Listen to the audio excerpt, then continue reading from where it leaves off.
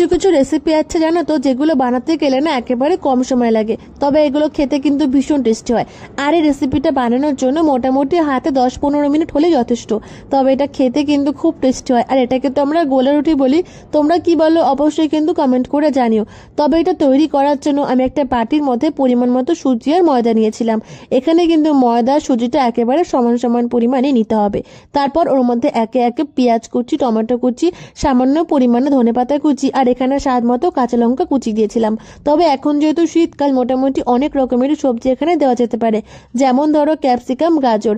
তারপর ওর মধ্যে স্বাদ মতো লবণ আর পরিমাণ মতো এরপর এর মধ্যে অল্প অল্প করে জল দিয়ে এই ময়দাটাকে খুব ভালো করে কিন্তু মাখিয়ে নিতে হবে। আর এটা মাখানোর সময় কিন্তু তোমরা এখানে চাইলে টক দইও দিতে পারো, কিন্তু আমার কাছে টক দইটা সেই মুহূর্তে ছিল না, তাই আমি দেইনি। আবার টক দইটা দিলে কিন্তু এটা খেতে আবার একটু আলাদা রকমের হবে। এটা কিন্তু একটু মাখানো হয়ে গেছে, আর এটা কিন্তু খুব মোটা করে মাখলেও হবে না, মোটামুটি যেমন আমরা বাড়িতে গোলা রুটি বানাই ঠিক সেরকম ভাবে কিন্তু এটা মাখাতে হবে।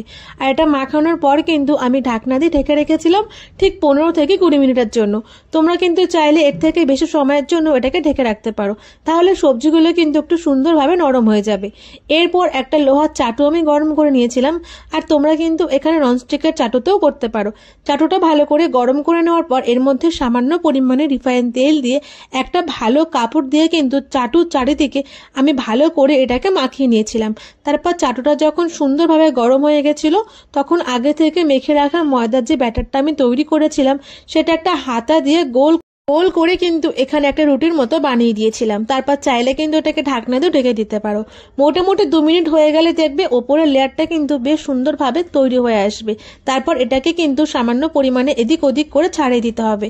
আর এটা কিন্তু খুব ভালো করে তৈরি করতে হবে, না হলে ভেতর থেকে কিন্তু পুরোপুরি কাঁচা থাকবে। এরপর এটা যখন নিচের দিকটা ভালোভাবে হয়ে যাবে, তখন এর মধ্যে সামান্য পরিমাণে রিফাইন তেল কিন্তু চারিদিক থেকে ছড়িয়ে দিতে হবে। আর তোমরা কিন্তু এটা তেল ছাড়াও খেতে পারো, তবে তেল দিয়ে খেলে আমার কাছে যেন এটা বেশি টেস্টি লাগে, তাই যখন আমি বাড়িতে এটা তৈরি করি অবশ্যই কিন্তু এখানে তেলটা ইউজ করি। তেলটা দেওয়ার পর এটাকে উল্টে দিয়ে এপিট ওপিট করে ভালো করে চেপে চেপে কিন্তু ভেজে নিতে হবে।